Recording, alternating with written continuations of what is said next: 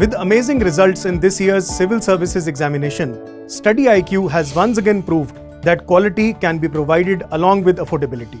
हमारे P2I यानी Prelims to Interview 2025 live batch में you will get 1000+ hours की live classes, 1-to-1 mentorship, daily answer writing practice, success in prelims crash course, 18 books covering all GS subjects, interview guidance program, and the most important, mains residential program where all prelims cleared students will be called to Study IQ campus in Delhi at no additional cost. Batches English, Hindi और English तीनों में available हैं. For any query, call 079-7142-0466. Scan QR code to join now. Study IQ IAS. अब तैयारी हुई affordable. Hello everyone, I am Vishal Thakur. I am from district Bilaspur, Himachal Pradesh. Recently, the result of Uttarakhand Judicial Service 2022 has been declared, and I have secured All India rank first in this exam. And in the last year, I have also appeared in the Uttar Pradesh Judicial Service 2022, and I have also qualified that exam. I have completed my LLB in 2020 from Punjab University, Chandigarh, and thereafter I have completed my LLM from the same university. My younger brother Vikas Thakur is also a civil judge, and he has qualified Madhya Pradesh Judicial Service, and thereafter he has also qualified Himachal Pradesh Judicial Service, and currently he is serving in Himachal Pradesh. And आज मैं DKT के platform के माध्यम से अपना experience और अपनी strategy आपसे शेयर करना चाहूँगा. यह उत्तराखंड जुडिशियल सर्विस का मेरा फर्स्ट अटैम्प्ट था, एंड अपने फर्स्ट अटैम्प्ट में ही मैंने फर्स्ट रैंक हासिल किया है. इसके अलावा मैंने डिफरेंट स्टेट्स के भी एग्ज़ाम्स दिए हैं, जिसमें कि 7 different prelims exams, 6 mains exam and 3 interviews हैं. इनमें हिमाचल प्रदेश, हरियाणा, राजस्थान, मध्य प्रदेश, उत्तराखंड, उत्तर प्रदेश के mains and Haryana judicial service 2021 का इंटरव्यू, उत्तराखंड का interview and Uttar Pradesh judicial service का इंटरव्यू मैंने दिए हैं. एंड उत्तराखंड जुडिशियल सर्विस की जो स्ट्रेटजी एंड जो स्टेजेस हैं वो बाकी PCS एग्जाम्स की तरह 3 स्टेजेस हैं. फर्स्ट स्टेज जो है वो उसमें prelims, second is mains and third is interview. हर एक स्टेज की अपनी एक रिक्वायरमेंट है, अपनी एक रिक्वायरमेंट है, क्राइटेरिया है, स्ट्रेटजी है. तो उसे हमें समझना चाहिए कैसे हम प्रीलिम्स में, thereafter in mains and then interview में एक्सेल करें. First is prelims exam. Prelims exam Uttarakhand में जनरली 200 मार्क्स का है. 200 क्वेश्चंस हैं, जिसमें कि 150 क्वेश्चंस लॉ के हैं एंड 50 क्वेश्चन जनरल स्टडीज के हैं. अब जनरल स्टडीज में कुछ सब्जेक्ट्स हैं like public international law, neutrality, jurisprudence and recent legislations, recent judgments of Honorable Supreme Court and High Court, current legal updates. This is the syllabus of Uttarakhand prelims exam general studies. And ये 50 questions आते हैं, और इन 50 questions में ही make and break है, क्योंकि general law student in subjects को पढ़ता नहीं है. अगर आप इन सब्जेक्ट्स को अच्छे से करें तो आप इजीली एक्सेल कर सकते हैं प्रीलिम्स के एग्जाम में. और इनका जो सोर्स है, लाइक पब्लिक इंटरनेशनल लॉ के लिए H.O. अग्रवाल की बुक है, वहाँ से मैंने अपना सिलेबस कवर किया था. एंड देर आफ्टर जूरिस्प्रूडेंस के लिए मैंने NV प्रांजपई की बुक आती है, वहाँ से मैंने अपना जूरिस्प्रूडेंस कवर किया था. And polity and international constitutional law के लिए, पॉलिटी के लिए मैंने M. लक्ष्मीकांत, जो कि UPSC के लिए बुक है, वहाँ से मैंने अपना कवर किया था. इसके अलावा मैंने कॉन्स्टिट्यूशन J.N. पांडे की बुक है, वहाँ से कवर किया था. और करंट लीगल अपडेट्स के लिए आप कोई मैगजीन या फिर आप यूट्यूब से भी अपनी हेल्प ले सकते हैं. और प्रीलिम्स के लिए लॉ में जनरली 6 सब्जेक्ट्स हैं, 4 हमारे मेजर 7 सब्जेक्ट सॉरी, उनके लिए आप बेरेक्स गो थ्रू हो जाएं. और आजकल जो ट्रेंड है प्रीलिम्स एग्जाम का, वो जनरली चेंज्ड है. पहले जो होता था कि जनरली बेरेक्ट बेस्ड क्वेश्चंस थे, लाइक कितने सेक्शंस हैं, कितने आर्टिकल्स हैं एंड कौन सा सेक्शन कहाँ दिया गया है. अब उस स्ट्रेटजी से हटकर कुछ नए टाइप के क्वेश्चन प्रीलिम्स में पूछे जा रहे हैं. जैसे कि कंसेप्चुअल क्लैरिटी की कोई एक फैक्चुअल सिचुएशन दी जाएगी, जिसमें हमें ये बताना है कि ये कल्पेबल होमिसाइड है या मर्डर है या फिर नेग्लिजेंस से डेथ हुई है. तो ये हम आंसर तभी कर पाएंगे जब हमारे पास कंसेप्चुअल क्लैरिटी है. तो प्रीलिम्स के लिए MCQ सॉल्विंग होनी चाहिए, कंसेप्चुअल क्लैरिटी होनी चाहिए, डायरेक्ट पे कमांड होनी चाहिए, और कम से कम जितना टाइम दिया गया उसमें एग्जाम हमारा कंप्लीट होना चाहिए. ये प्रीलिम्स की स्ट्रेटेजी है। तो जनरली कंसेप्चुअल क्लैरिटी मस्ट है प्रीलिम्स के लिए भी, मेंस के लिए तो वो जरूरी है ही, लेकिन आजकल प्रीलिम्स की स्ट्रेटेजी भी चेंज हो चुकी है, क्योंकि जिस हिसाब से प्रीलिम्स की कट ऑफ्स जा रही हैं डिफरेंट स्टेट्स में, like we have seen in DGS right now, in Haryana Judicial Service and in Himachal Judicial Service, the cutoff is at a high rise. So we should change our strategy that we must attempt maximum to maximum questions so that we can fit in the cutoff. And thereafter second stage है जो है वो mains की stage है, and mains की stage में around 6 subjects हैं, जिसमें कि the present day, second is the language paper, third is substantive law, and fourth is procedural law, fifth is local law and Indian Penal Code, and at the end there is a computer test. तो हम computer test exam से का analysis करते हैं। Computer test सिर्फ एक qualifying exam है, जिसमें कि हमें मिनिमम 40 मार्क्स लेने हैं 100 में से, लेकिन कंप्यूटर टेस्ट ऐसा एग्जाम है, अगर वो क्वालिफाई नहीं हो पाता तो हमारे मेंस के जितने पेपर हमने दिए हैं उत्तराखंड में चेक ही नहीं होंगे। तो उसके लिए हमें डेली प्रैक्टिस करनी पड़ेगी कंप्यूटर की, लाइक उसके लिए आप अलग से कोचिंग ले सकते हैं, या फिर आप अलग से यूट्यूब की हेल्प ले सकते हैं कि कैसे हम MS word, MS power point, MS access and MS excel को सीख सकें, और क्या क्या उनमें प्रोग्राम्स हैं, फंक्शन कीज हैं, कैसे उसको करें। तो इसके लिए धीरे धीरे हमें स्ट्रेटजी बनानी पड़ेगी, और उसी के बेस पे हम उसको एग्जाम को कंप्यूटर एग्जाम को कर पाएंगे। क्योंकि जनरली लॉ स्टूडेंट जो है वो इस एग्जाम को जनरली कर नहीं पाते हैं, क्योंकि हमारा इन चीज़ों से हमारा टच नहीं होता है, ना हमारी प्रेजेंटेशंस वैसी होती हैं कि हम उसको कवर करें। तो इसके लिए हमें अलग से टाइम देना पड़ेगा कंप्यूटर एग्जाम के लिए। अगर आपके मेंस के आप टॉपर भी हैं, लेकिन आपका कंप्यूटर एग्जाम क्वालिफाई ना हो पाए, तो आप एलिजिबल नहीं है इंटरव्यू के लिए ना। Second is the present day.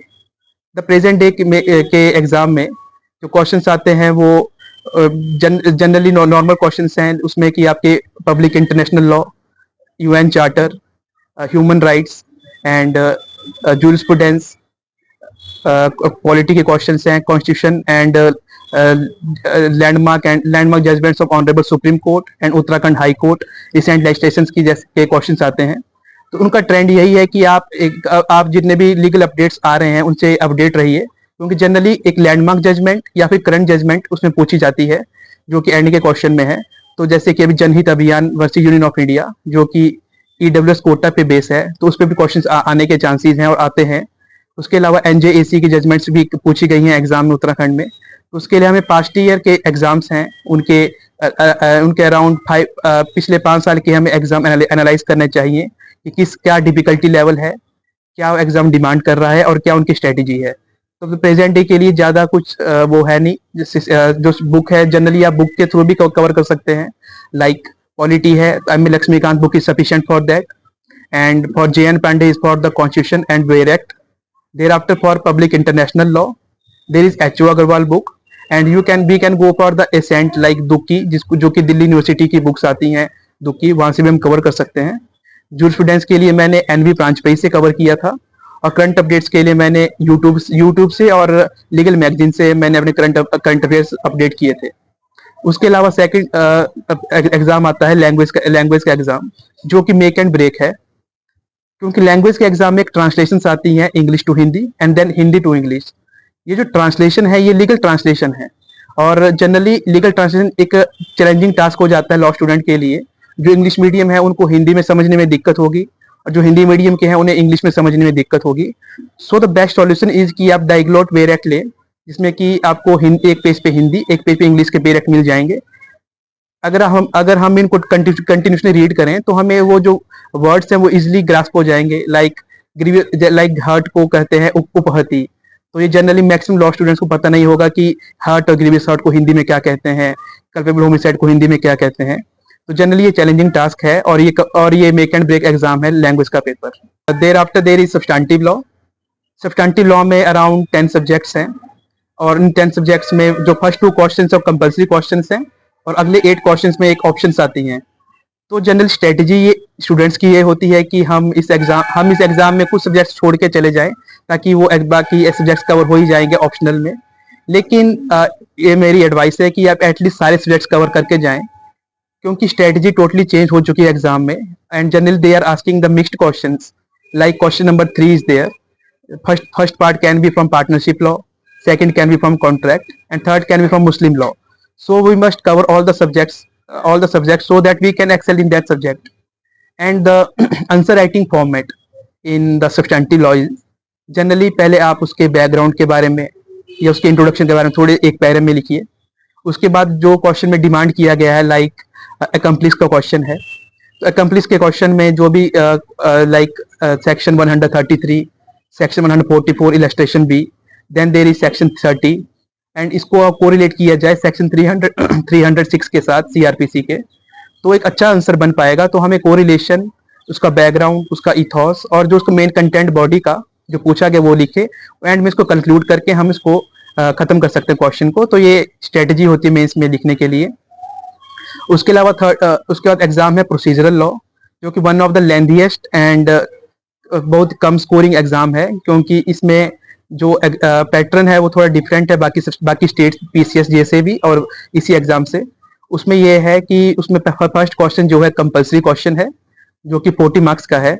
उस कंपलसरी क्वेश्चन में एक या तो जजमेंट राइटिंग सिविल और criminal, issue framing, charge framing का क्वेश्चन आता है, एंड ऑप्शन में प्लेंट एंड रिटन स्टेटमेंट का क्वेश्चन आता है.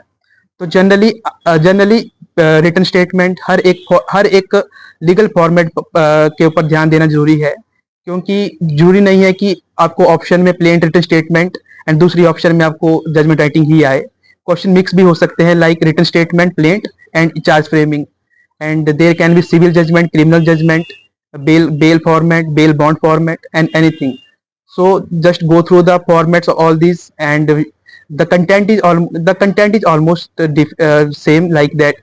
There can be the charge of section 304B, the charge of section 302.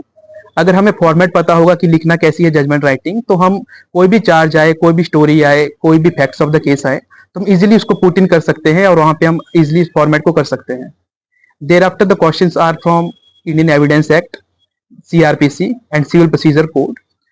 हर एक पोर्शन में कंपलसरी क्वेश्चंस हैं, एंड हमें civil procedure code, criminal procedure code and Indian evidence act के compulsory question cover करके उसमें ऑप्शनल क्वेश्चन भी दिए गए हैं, वो कंप्लीट करने होते हैं इस एग्जाम में. There after the last exam is the local law and Indian penal code. Indian penal code हर एक लॉ स्टूडेंट का एक फेवरेट सब्जेक्ट होता है. तो इस एग्जाम में मार्क्स ज़्यादा फैच करना थोड़ा मुश्किल है, क्योंकि जनरली आईपीसी सभी स्टूडेंट्स का अच्छा होता है. तो स्कोरिंग सब्जेक्ट जो है इसमें वो है यूपी ZLRA, जो कि एक लोकल लॉ है. तो यूपी ZLRA कवर करने के लिए उसकी 2 बुक्स हैं. फर्स्ट एक बेयर एक्ट है उसका, जो कि यूनिवर्सल लॉ पब्लिकेशंस का एक बेयर एक्ट है, जो कि डायग्लॉट एडिशन में आता है, तो वो आप ले लीजिए. उसमें आपको सेक्शंस, द स्कीम सारी समझ आ जाएगी. और आंसर फ्रेमिंग के लिए आप एक तौसीफ रजा की सर की बुक आती है, तो वो वहाँ से आप देख सकते हैं कि कैसे आंसर फ्रेम किए जाएं, क्या उसमें कंटेंट डाला जाए. तो तौसीफ रजा सर की बुक आती है, वहाँ से आप कवर कर सकते हैं इस लोकल लॉ को. और ये मोस्ट स्कोरिंग सब्जेक्ट है, क्योंकि चैलेंजिंग भी है, स्कोरिंग भी है, और अगर इसको किया जाए तो जो लास्ट एग्जाम है उसमें अच्छे मार्क्स आ सकते हैं, क्योंकि आईपीसी जनरली हर स्टूडेंट पढ़ के जाएगा. तो अगर यूपी ZLRA अगर आप करके जाते हैं अच्छे से, तो आप अच्छा स्कोर कर पाएंगे इस एग्जाम में. And the last is interview stage. Interview stage generally एक कॉन्फिडेंस की स्टेज है कि आपका कितना कॉन्फिडेंस है. जनरली उत्तराखंड के जो इंटरव्यू हुआ था उसमें 6 मेंबर पैनल था. 6 मेंबर पैनल में ऑनरेबल जस्टिस थे, chairman of the UKPSC, and there after there were 4 distinguished jurist, जो कि लॉ प्रोफेसर थे डिफरेंट स्टेट से, तो वहाँ थे. और उन्होंने ऑलमोस्ट एवरी सब्जेक्ट से, एवरी फील्ड से क्वेश्चन पूछे थे. And the duration of interview was around 45 minutes. So उन्होंने हमें हमारा कॉन्फिडेंस चेक किया, हाउ वी स्पीक, हमारा कॉन्फिडेंस, हमारी आर्टिकुलेशन स्किल्स, कैसे हम आंसर कर पा रहे हैं, कैसे फैक्चुअल क्वेश्चंस हैं, क्या करंट लीगल अपडेट्स हैं. लाइक अभी यूनिफॉर्म सिविल कोड उत्तराखंड में इंप्लीमेंट हुआ था, तो उसके ऊपर क्वेश्चन आए थे. एंड न्यू क्रिमिनल लॉज आए हैं, तो उसके ऊपर क्वेश्चन आए थे. आपको फैक्चुअल सिचुएशन दी जा सकती है कि what will be your opinion in this situation, as a जज आप कैसे डील करेंगे बार एंड बेंच के रिलेशन को. और जो मेरा इंटरव्यू हुआ था, तो मुझसे क्वेश्चन जो पूछे गए थे वो इंडियन कॉन्ट्रैक्ट एक्ट से भी आए थे, जैसे ई कॉन्ट्रैक्ट एंड स्मार्ट कॉन्ट्रैक्ट्स में क्या डिफरेंस है, देर आफ्टर टैक्सेशन से क्वेश्चन थे, like difference between direct taxation, indirect taxation, taxation scheme कैसे बनती है, टैक्स को कैसे इम्प्लीमेंट किया जाता है इंडिया में और कैसे टैक्स लगता है, कैसे उसके स्लैब्स बनते हैं, वो क्वेश्चन मुझसे पूछे गए थे।